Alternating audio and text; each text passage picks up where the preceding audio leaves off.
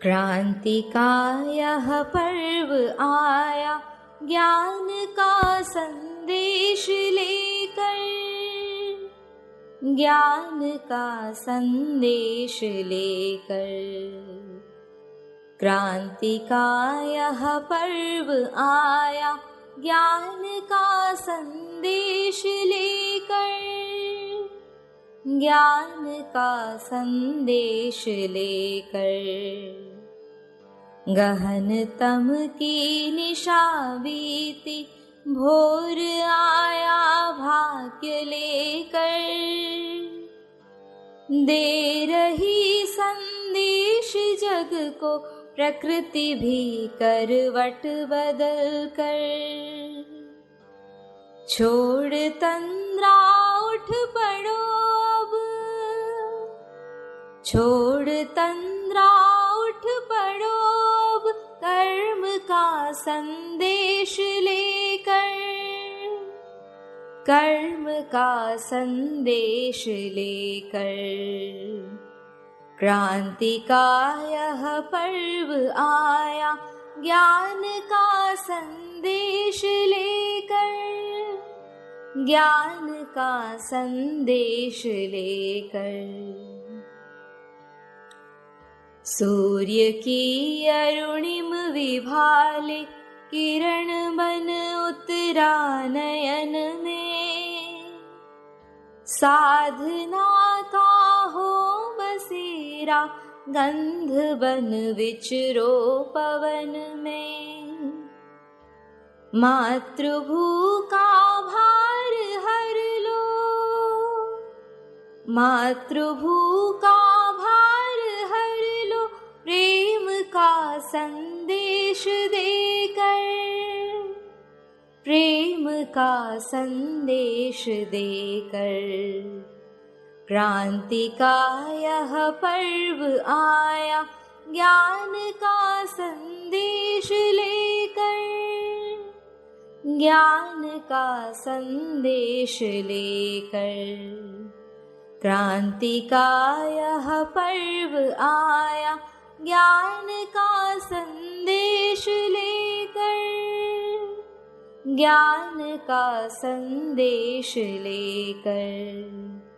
क्रांति का यह पर्व आया।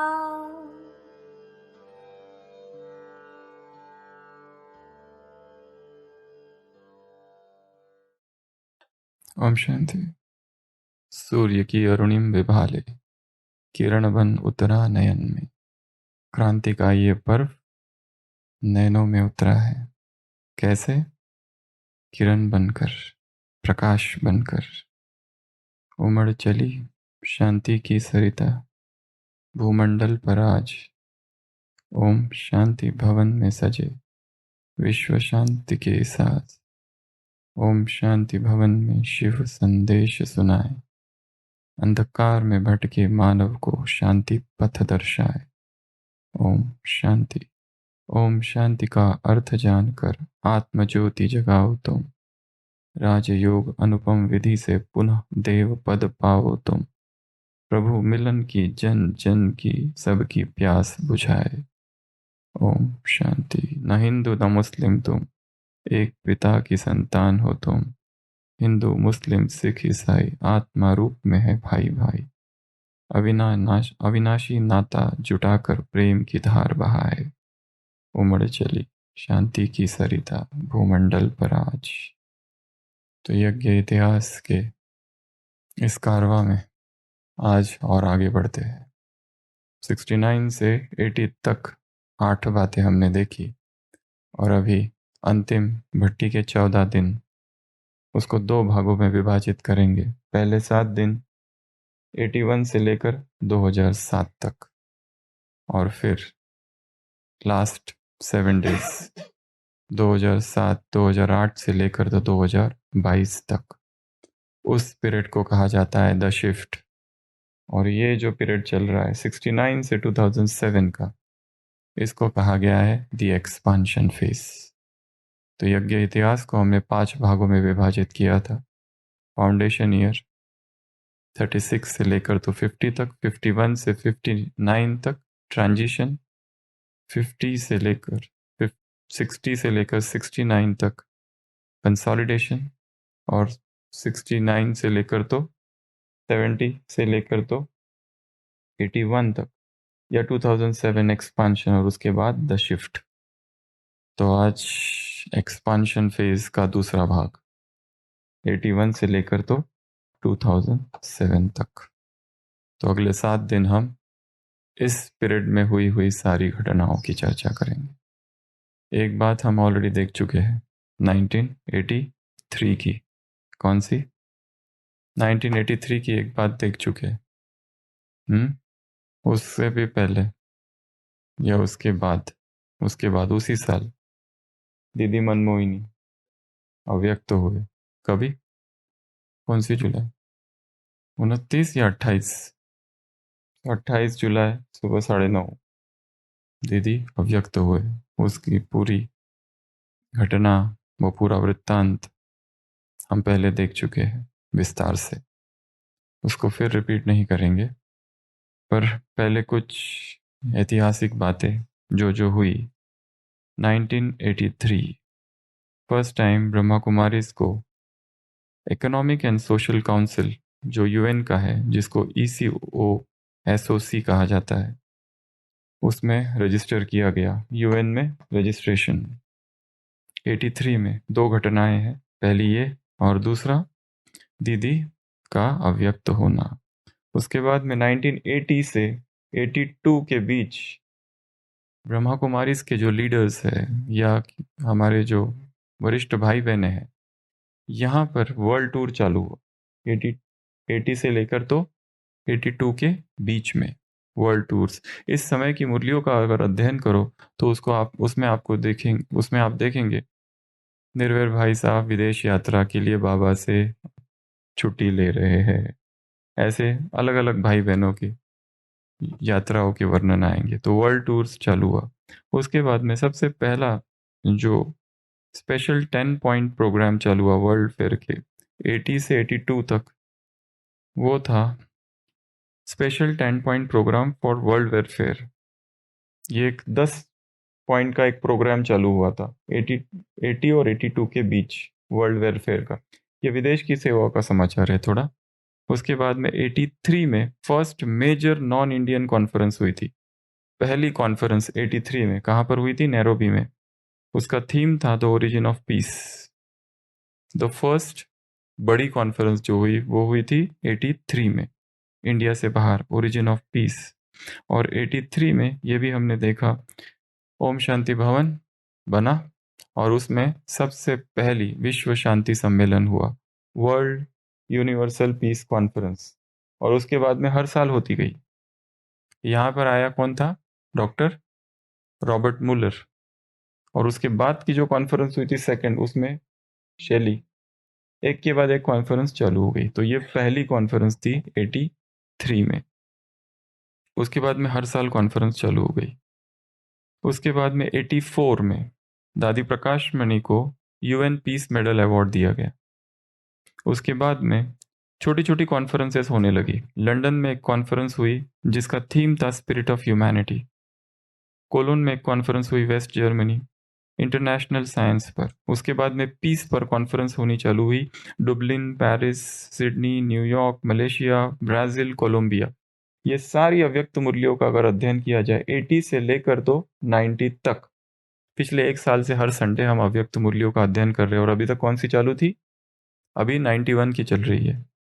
अभी तक की ये जो मुरली है उसमें आपने देखा होगा कभी लंदन ग्रुप से मुलाकात, कभी ब्राज़ील ग्रुप से मुलाकात, अलग ग्रुप नैरोबी ग्रुप से, केनिया ग्रुप से, ऑस्ट्रेलिया ग्रुप से, न्यूयॉर्क ग्रुप से। तो ये सब आना चालू हो गए यहाँ पर मधुबन में, क्योंकि 71 में लंदन से सेवा चालू हुई, 74 में दादी एंट्री, तब और सेवाएं बढ़ी, 75 ऑस्ट्रेलिया, 77 अमेरिका। और उसके बाद में बहुत सारे रिट्रीट सेंटर खुलते गए अफ्रीका में। तो ये एक कॉन्फ्रेंस हुई। ये जो दशक था 90s का, ये भी बहुत महत्वपूर्ण है। इसमें थोड़ा हम आगे पीछे जाते जाएंगे। इस पीरियड में क्या हुआ? 90s में एक बहुत मेजर ट्रांसफॉर्मेशन हुआ, इलेक्ट्रॉनिक मुरली सर्कुलेशन। अब तक जो मुरलियाँ थी वो पोस्ट वाली थी, पर यहाँ जो मुरलियाँ चालू हुई सर्कुलेशन वो इलेक्ट्रॉनिक मीडिया से चालू हुई। एक ही मुरली एक ही समय एक ही डेट की सब जगह, समय तो नहीं परंतु एक ही मुरली एक ही दिन सब जगह पढ़ी जाने लगी 90s के दशक 90s में। और फिर रिट्रीट सेंटर खुले इसी दशक में, यूके में, केनिया में, यूएसए में, साउथ अमेरिका में, ऑस्ट्रेलिया में। और एक मेजर चेंज जो यहाँ हुआ 90s में 2000 तक कि ब्रह्मा कुमारीज की जो संस्था है यहाँ पे अब इसने एक थोड़ा प्रोफेशनल रूप धारण किया। अब तक सेवा सेवा सेवा चल रहा था, पर अभी थोड़ा प्रोफेशनल रूप धारण किया, मोर अकाउंटेबल, मोर प्रोफेशनल। और इसमें ऐसे इश्यूज रेस किए गए जो अब तक नहीं रेस किए गए थे। अब तक क्या था, तपस्या करो और थोड़ी बहुत सेवा करो, फिर धीरे धीरे फेयर चालू हो गए, मेले चालू हो गए, ये सब धीरे धीरे चालू हो गए। पर इसलिए पद यात्रा भी टाइम है, धीरे धीरे होगा। तो ये जो पीरियड है, इस पीरियड में ऐसे इश्यूज लिए गए जैसे चाइल्ड प्रोटेक्शन, अब तक कभी नहीं लिए गए थे।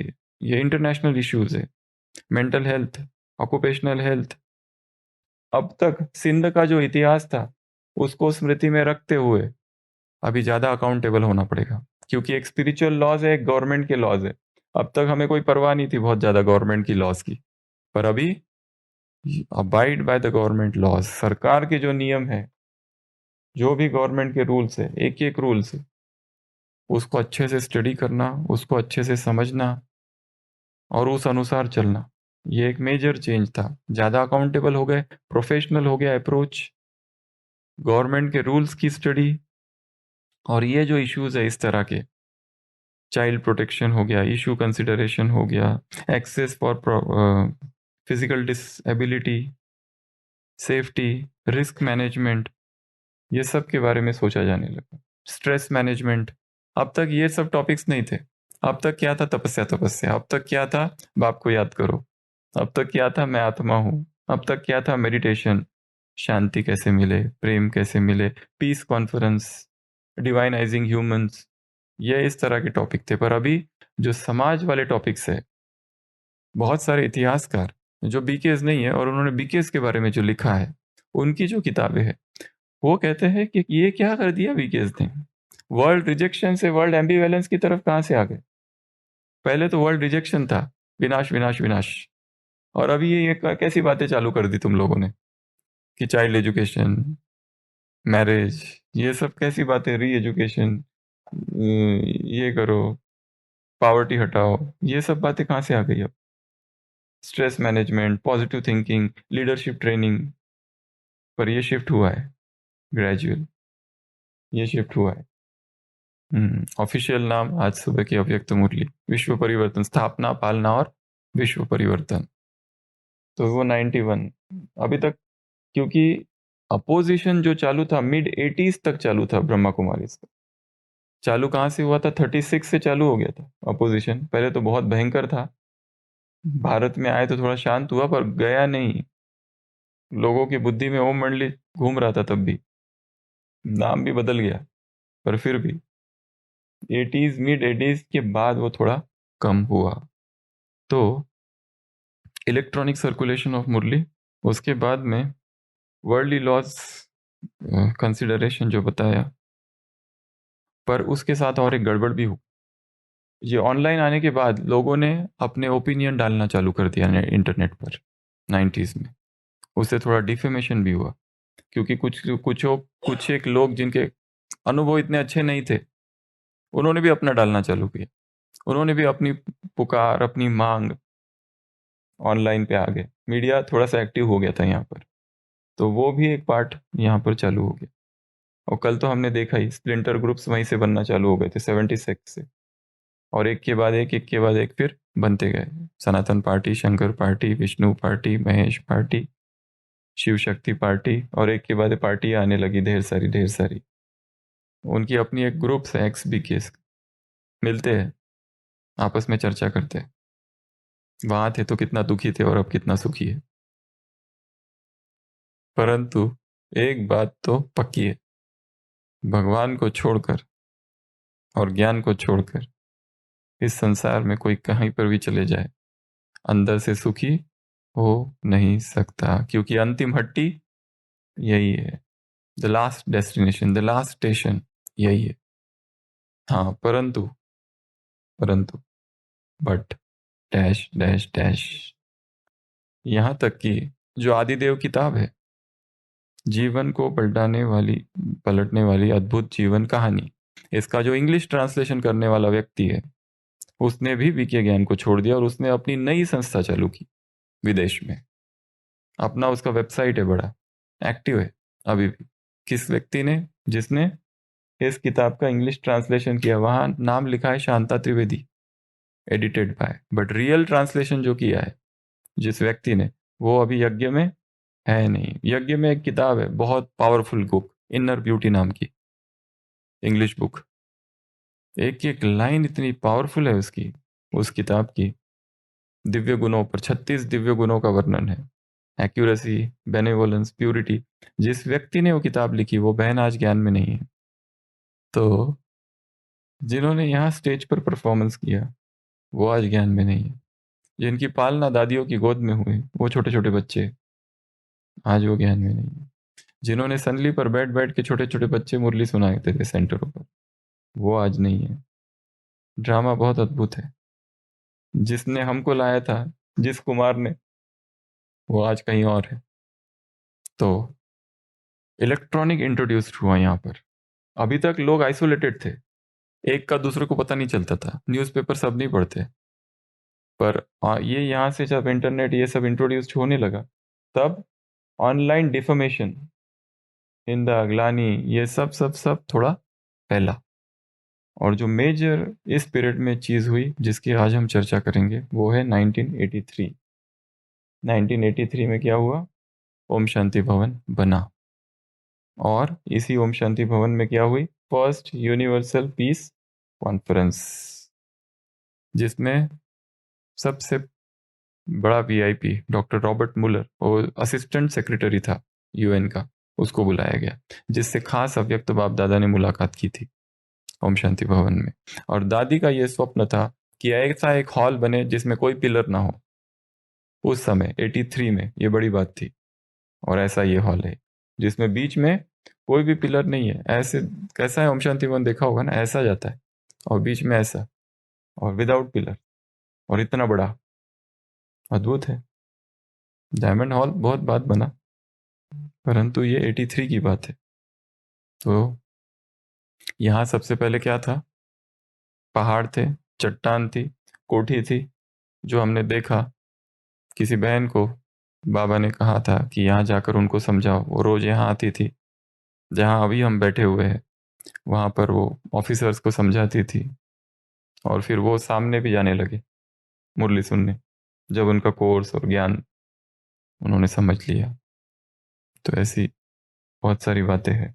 यहाँ पत्थर ही पत्थर थे। दादी रात को यहाँ आती थी और खुद ही पत्थर, जो छोटे छोटे पत्थर है, उनको उठाती थी। ह्यूमन चेन बनती थी, एक व्यक्ति दूसरे को दोहराए, दूसरा तीसरे को, तीसरा चौथे को। दादी दिन रात इसका निरीक्षण करती थी कि एक एक चीज जहां हो रही है कैसी बन रही है, एक एक डिपार्टमेंट, इलेक्ट्रिक हो गया, सब कुछ। तो जैसे ये ड्रीम प्रोजेक्ट है दादी का, ओम शांति भवन, एक एक ईंट में दादी प्रकाश मणि की शुभ भावना समाई हुई है।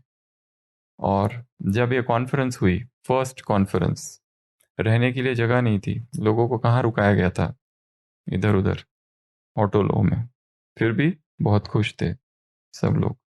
और पर इसमें और एक चीज हो गई थी बड़ी सूक्ष्म। वो कौन सी? कॉन्फ्रेंस हुई, बहुत पावरफुल, बहुत सक्सेसफुल, पर कॉन्फ्रेंस में नाम किनका हो गया? जिन्होंने भाषण दिए थे, जो स्टेज पर थे, उनकी थोड़ी वाह वाह हो गई।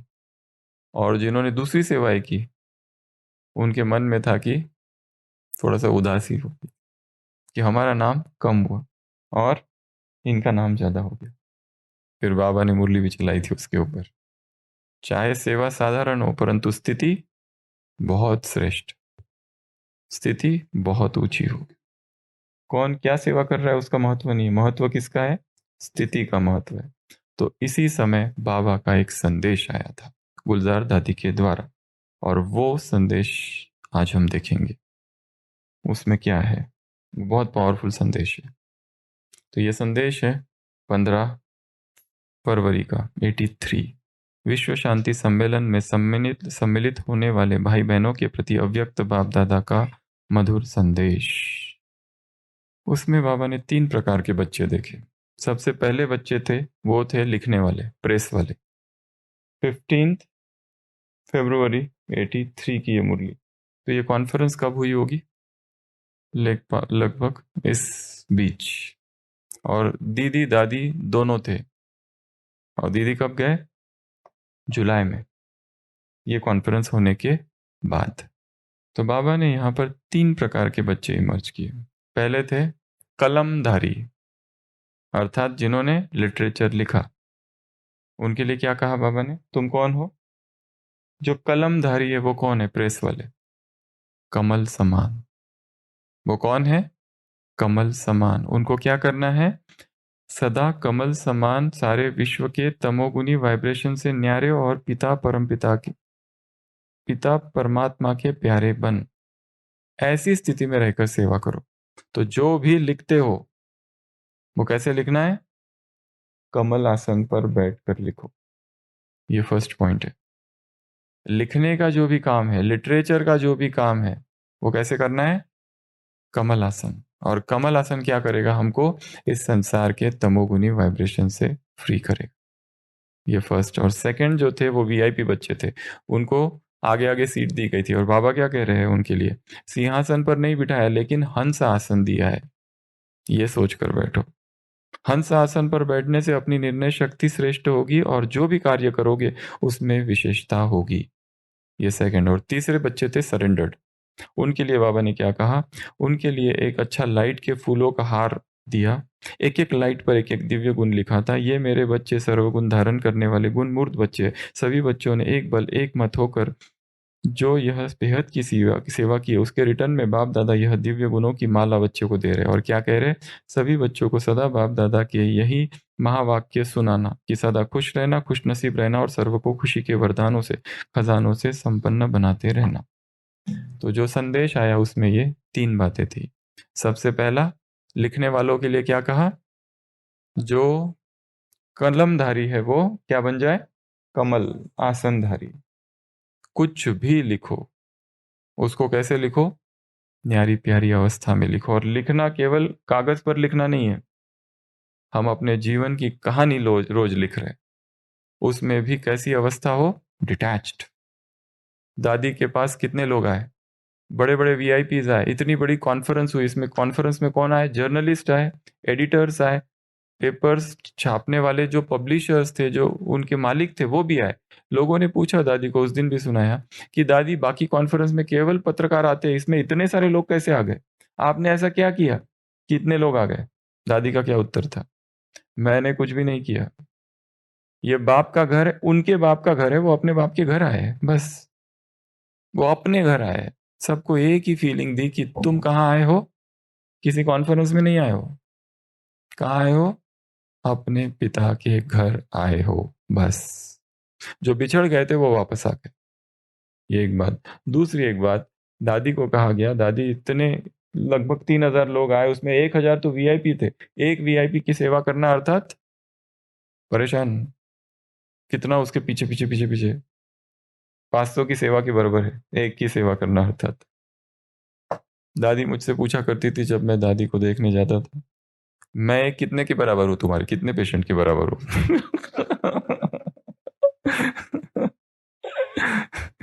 अच्छा, आए हो, ऊपर से आए हो? हाँ तो हाँ दादी, तो पेशेंट वहां के छोड़ के आए हो? हाँ। तो मैं कितने के बराबर हूँ? ऐसे पूछती थी। तो दादी को पूछा गया, 1,000 आपने इनको कैसे मैनेज किया? दादी का वही उत्तर था, दादी कुछ मैनेज नहीं कर रही, मैनेज करने वाला ऊपर बैठा है। मैं अपने आप को हेड समझती ही नहीं। हेड समझा मतलब दूसरों को कंट्रोल करना। हेड समझना मतलब तुम ये करो, तुम वो नहीं करो। हेड समझना मतलब पूरा मॉनिटर करते बैठना, हर एक को, एक्टिविटी को, गलतियां निकालना एक एक की। दादी ने कहा मैं हेड समझती ही नहीं, हेड एक ही खत्म। तो वो अपने बाप के घर आए, अपने आप उनकी सेवा हो रही है। इतना जबरदस्त जब निमित्त भाव होगा तो कितनी भी बड़ी सेवा हो अपने आप होगी। अगर निमित्त भाव नहीं होगा तो क्या होगा? मैं कर रहा हूं, टकराव होगा। मैं जैसा चाहता हूं, जैसे मैंने प्लानिंग की थी वैसा ही होना चाहिए, जरा भी इधर उधर नहीं होना चाहिए। तो ये कॉन्फ्रेंस हुई और बाबा ने ये संदेश में 3 प्रकार के बच्चे इमर्ज किए। पहले लिखने वाले, तो जब भी कुछ लिखो सबसे पहले कहाँ बैठ जाओ? कमल आसन। और रोज लिखना है कुछ ना कुछ, ये एक दूसरा चैप्टर लेसन सीखना है। रोज एक लिखना है, रोज की मुरली लेना, कुछ ना कुछ लिखना उसमें से। जैसे आज सुबह की अव्यक्त वाणी, तो कमलेश भाई आज की मुरली से कम 21 टॉपिक निकालने हैं आपको, ठीक है? टॉपिक्स पावरफुल होने चाहिए। लिखने का काम दूसरों को दे देंगे ये आसान है पर टॉपिक निकालना, एकदम बुद्धि अलर्ट हो जाती। उधर मुरली सुन रहे और सुनते सुनते क्या करना है? केवल टॉपिक लिखना, केवल टॉपिक निकालना। केवल टॉपिक भी आ गया ना, तो सारे दिन भर उसको देखते ही एकदम बुद्धि चलने लगती है। वो उस एक पैराग्राफ में नहीं तो नींद आ जाती है।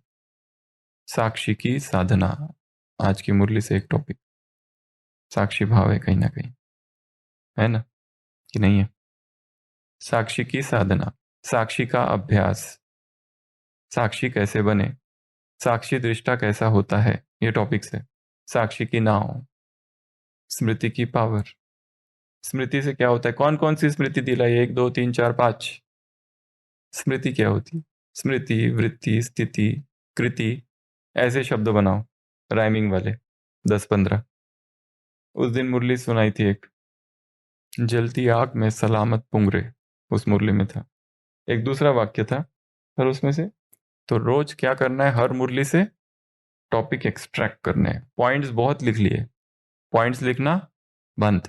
अभी क्या करना है? टॉपिक्स लिखो। मुरली सुनते सुनते ही टॉपिक्स लिखना चालू, बस ओनली टॉपिक्स। टॉपिक्स लिख दिया, जेब में रख दिया, दिन में निकालो फिर पढ़ो। अच्छा ये टॉपिक है, क्या हो सकता? स्मृति, कौन कौन सी स्मृति दिलाई है बाबा ने? बुद्धि में चरण। तो सबसे पहला, और किस स्थिति में बैठ के? जैसे में कमल आसन रखा हुआ है उस पे जाके बैठो और फिर चिंतन चालू करो और अपनी एक जगह फिक्स कर दो। जैसे ही वो जगह पे जाओगे लिखना चालू हो जाएगा, जैसे ही जगह पे जाओगे चिंतन चालू हो जाएगा। जैसे किसी स्थान पर जाते हैं तो क्या होता है? वहां पर जाते ही वहां के वाइब्रेशंस आने लगते हैं। जैसे ही बाबा के कमरे में जाओ, वहां कोई बैठ के एक्सरसाइज करता है क्या? वहां की वो वाइब्रेशंस नहीं है। जिम में जाओ, वहां के जिम के वाइब्रेशंस। हर एक स्थान के अपने अपने वाइब्रेशंस होते हैं। तो पहला। दूसरा काम बताया, दूसरा काम कौन सा? वीआईपी बच्चे कहाँ बैठे हैं? जब भी किसी सिंहासन पर बैठो, क्या समझो मैं कहाँ बैठा हूं? हंस आसन पर बैठा हूं। सारे दिन भर जब भी बैठो सोचो ये क्या है? हंस आसन। हंस आसन अर्थात डिटैच्ड, हंस आसन अर्थात निर्लिप्त। कोई भी चीज मुझे प्रभावित नहीं कर सकती, क्योंकि विघ्न बढ़ते जाएंगे। कल की मुरली थी ना वरदान, विघ्न विनाशक। अचल रहना है तुम। और सबसे बड़े बड़े विघ्न कौन से आएंगे? जो तुम्हारी सबसे बड़ी कमजोरी, वही सबसे बड़ा विघ्न। जिसका सेंसिटिव नेचर है उसको कौन सा विघ्न आएगा? टॉन्टिंग कमेंट्स का। जिसको निंदा से सबसे ज्यादा भय लगता है कि मेरी कोई निंदा नहीं करना चाहिए बस, उसको सबसे माया कौन सी आएगी? निंदा। बैठे बैठे जिसका ना जान ना पहचान और निंदा कर रहे, ना हमने कभी बात की उनसे, ना हम उनको जानते हैं ना पहचानते हैं, और निंदा कर रहे, उसको उसी में सुख मिलता है। इसलिए इस समय में कहाँ बैठे रहना है? हंस आसन। तीसरा, सरेंडर्ड बच्चे से बाबा मुलाकात कर रहे, क्या कहा? खुश रहो और खुशी बांटो। खुश नसीब और खुशी देना है। सबसे पहली चीज और सबसे महत्वपूर्ण चीज है खुश रहना। बस खुद को खुश रखना है, दुनिया का जो होना है होने दो। पहला काम तो क्या है? खुश रहना। हम खुशी नहीं रहते, तो ये भी बहुत अच्छा टॉपिक है, सदा खुश कैसे रहे। और जो भी टॉपिक होगा उसको पॉइंट्स में डिवाइड करना है, निबंध नहीं लिखना है। खुशी बहुत अच्छी चीज है, खुश रहना चाहिए, खुशी होने के लिए ऐसा करना वैसा करना, ऐसा नहीं। Points, 100 points to become happy, ऐसा। अब इसमें एक पॉइंट ना मिला दूसरे में, क्योंकि हम जब निबंध लिखते तो एक ही पॉइंट का लंबा 3 पेज का विस्तार कर देते। वो नहीं, विस्तार मन में करो, लिखते समय ओनली पॉइंट्स। जैसे खुश कैसे रहे? पहली बात, किसी को गिफ्ट दे दो, गिविंग गिफ्ट्स। सेकंड, गीत गाओ। तीसरा, डांस करो। चौथा, वॉक करके आओ। 5वां, खेलकूद करो। 6वां, जोक्स, ज्ञान युक्त जोक्स। संसार में जोक्स की भी भरमार है। उसके बाद में अगला, ब्राह्मण परिवार से ज्ञान की चिटचाट करो। अगला, कुछ दे दो, कुछ दे दो जो कमरे में पड़ा हुआ है एक्स्ट्रा, कुछ भी नहीं है। कुछ दो, देने में खुशी है। वो हर चीज करके देखो जो आज तक की नहीं। कमरे को साफ कर दो, खुशी होगी। छोटे बच्चे से मिलो, छोटे बच्चे से बात करो, छोटे बच्चे के साथ खेलो। सही है। बैठिए, छोटी, अनुभव होगा। सेंस ऑफ वंडर नाम की किताब है। 70 साल की एक महिला होती है, वो एक छोटे 5 साल के बच्चे के साथ दोस्ती कर लेती है, क्योंकि उसको लगता है जीवन मैंने जिया पर कुछ मिस हो गया। और वो जैसा बच्चा करेगा, 1 साल तक जैसा जैसा बच्चा करता है वैसे वैसे वो करती है। बच्चा भागता है वो भागती है, वो रेंगता है वो रेंगती, वो कहीं सूरज को देखने जाता है, जैसा जैसा वो करता है वैसे वैसे वो करती है, बिना सोचे बिना समझे, बस फॉलो करना है बच्चे को। वो लिखती है 1 साल के बाद, तो उसने ये किताब लिखी और उसने कहा मुझे बहुत आनंद हुआ, मेरा जो बचपन जो खो गया था वो वापस लौटा है। नहीं तो बड़े जो होते हैं ना, तर्क वितर्क करते हैं, तर्क तर्क, ईगो होता है उनमें। बच्चे निरागस होते हैं। जीसस क्राइस्ट से भी तो पूछा गया कि बताओ तुम्हारे स्वर्ग के राज्य में कौन आएगा। पूरी बड़ी सभा है, उस सभा में ज्ञानी मनीषी, वो फारसीज, वो पंडित लोग, विद्वान लोग, कहीं राजा दूर, सब खड़े हैं। वो पूछता है हम में से कौन आएगा तुम्हारे राज्य में। जीसस इधर उधर देखता है, इधर एक छोटी सी बच्ची खेल रही होती है, उसको पास जाता है, उसको अपनी गोदी में लेता है और कंधे पर लेता है, कहता है जो छोटे बच्चे जैसे है वो। उसका मतलब क्या था? चाइल्ड लाइक जो है, चाइल्ड नहीं, चाइल्ड लाइक, इनोसेंट जो है, निरागस जो है, वो स्वर्ग के राज्य में आएंगे। तो वैसे छोटा बच्चा बनना, तो बच्चों के साथ खेलना, उसके बाद प्रकृति में जाना, ये सब क्या करेगा? उधर भी एक छोटी। तो कुछ भी करना पर जिससे हम खुश हो जाए। कुछ लिखो, कोई नई पॉइंट चिंतन करो, तो खुशी आएगी। जैसे दादी का कैसे था, पौधा लगाओ, ब्लड डोनेशन करो, कितनी खुशी होती है। लोगों ने ब्लड डोनेशन ही नहीं किया है, 16-16 खून लेके घूमते हैं, हीमोग्लोबिन। रोज हॉस्पिटल में कितने क्रू ब्लड डोनेशन ट्रांसमिशन करना पड़ता है। खून लेके आते पेशेंट, 2-4 रोज का है ये तो हॉस्पिटल में। तो ब्लड डोनेशन करो, ट्री प्लांटेशन करो, सफाई करो, सफाई अभियान, कुछ भी करो, बट वो सारी चीज करो जो खुशी दे। नहीं तो ब्राह्मण आत्माएं ज्ञान योग ज्ञान योग ज्ञान योग ज्ञान योग करते करते अंदर अंदर थोड़े दुखी हो जाते, वही वही वही वही वही वही। कुछ तो नया करो, एक्सरसाइज करो, स्किपिंग करो, पुशअप करो, पुलअप करो, कुछ भी करो, पर नया करो। पेंटिंग करो, ड्राइंग करो, आर्ट करो, गीत गाओ, गीत लिखो, कविता लिखो, स्केटिंग करो, कुछ भी करो, साइट सीइंग, कुछ भी, पर करो। लक्ष्य रखना है कि बी हैप्पी, खुश रहना है बस। खुशी नहीं तो ब्राह्मण जीवन नहीं। ज्ञान योग धारणा ये सब बहुत ज्यादा रहने की जरूरत नहीं होती है खुशी के लिए। जिन लोगों के पास ये बहुत कम है वो भी खुश है संसार में। ज्यादा ज्ञान थोड़ा ज्यादा दुखी कर देता है। इसलिए खुशी, और खुशी के लिए एक सबसे इंपॉर्टेंट चीज है विस्मय का भाव, वंडर।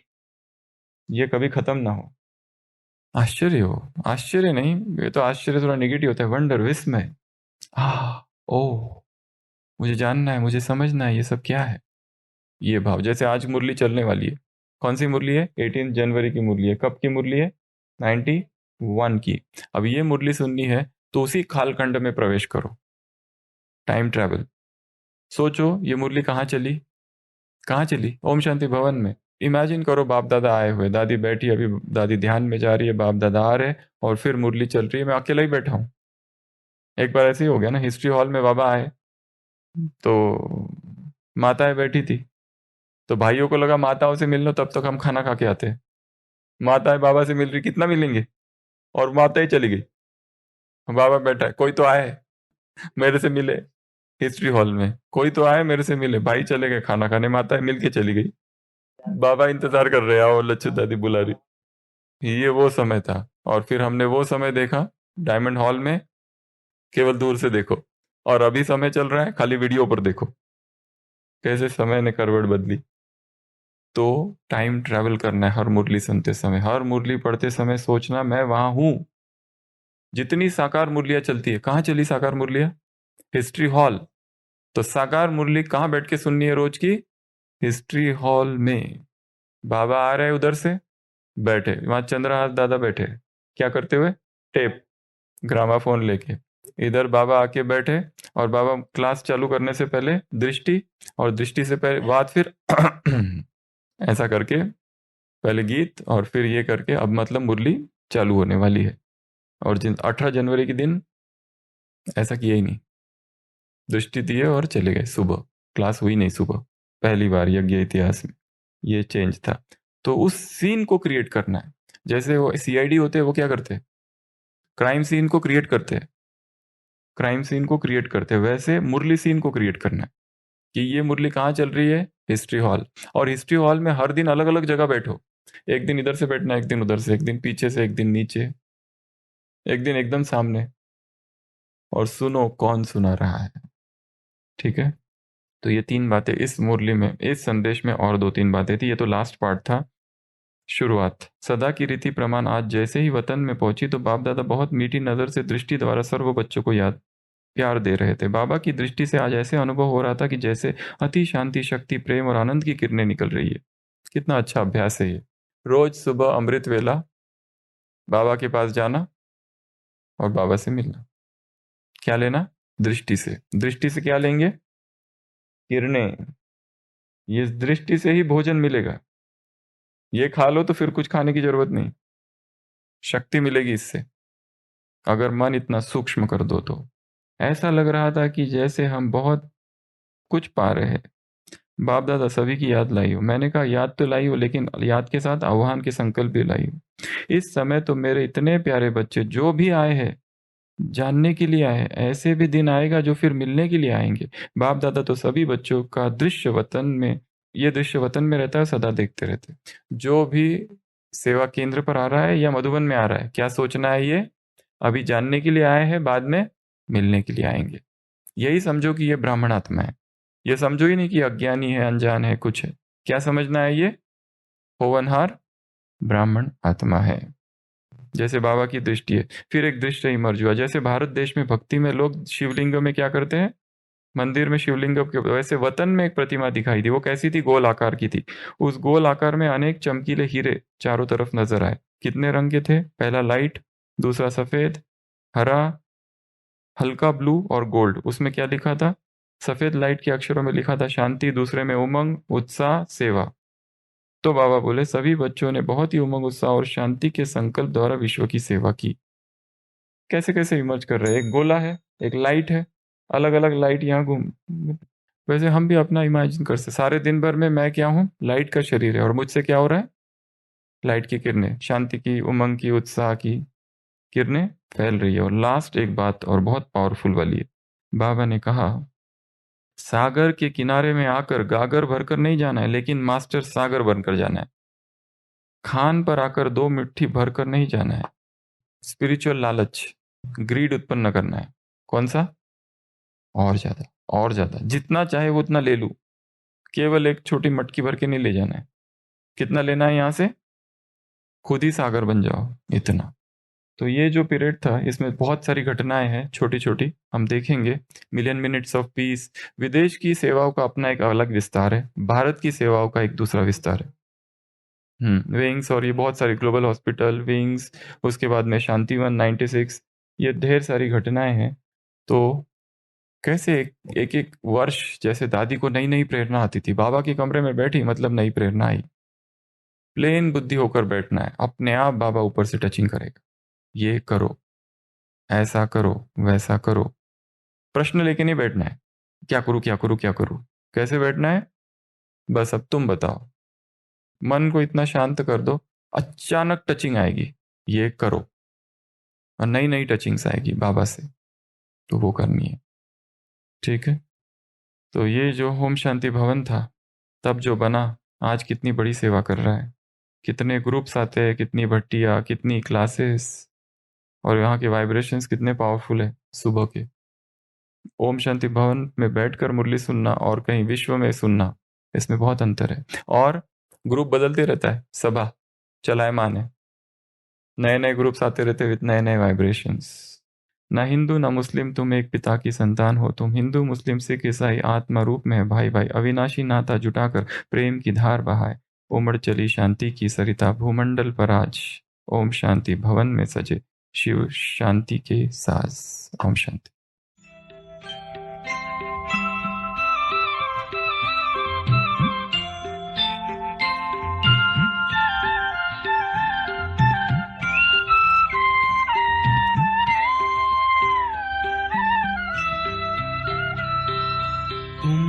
चली शांति की सरिता भूमंडल पर आज। ओम शांति भवन में सजे विश्व शांति के साथ। उमड़ चली शांति की सरिता भूमंडल पर आज। शांति भवन में सजे विश्व शांति के साथ। ओम शांति भवन में शिव संदेश सुनाए, अंधकार में भटके मानव को शांति पथ दर्शाए। शांति ओम शांति ओम। उमड़ चली शांति की सरिता भूमंडल पर आज। ओम शांति भवन में सजे विश्व शांति के साथ।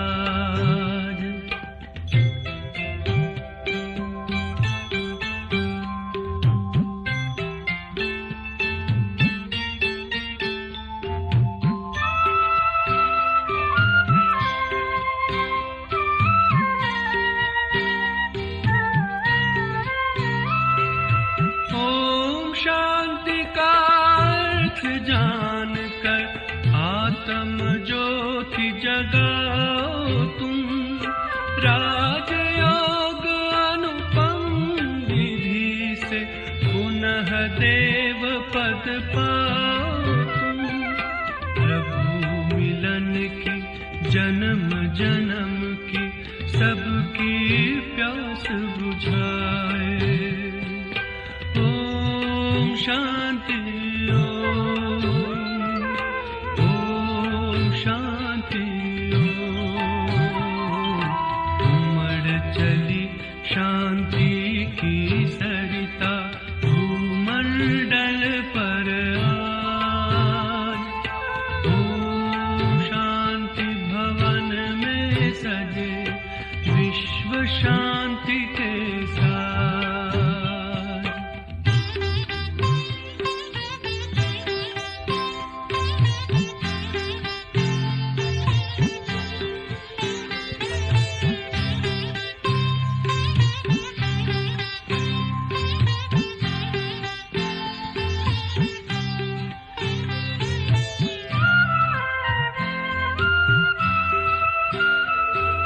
ना हिंदू ना मुस्लिम तुम, एक पिता की संतान हो तुम। हिंदू मुस्लिम सिख ईसाई आत्म रूप में हो भाई भाई। अविनाशी नाता जुटाकर प्रेम की धारा बहाए। ओम शांति ओम शांति ओम। उमड़ चली शांति की सरिता भूमंडल पर आज।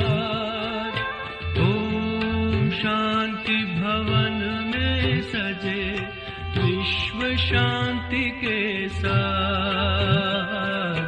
ओम शांति भवन में शिव संदेश सुनाए, अंधकार भटके मानव को शांति पथ दर्शाए। ओम शांति ओम शांति ओम शांति भवन में सजे विश्व शांति के साथ। ओम शांति भवन में सजे विश्व शांति के साथ। ओम शांति भवन में सजे विश्व शांति के साथ। ओम शांति भवन में सजे विश्व शांति के साथ। ओम शांति।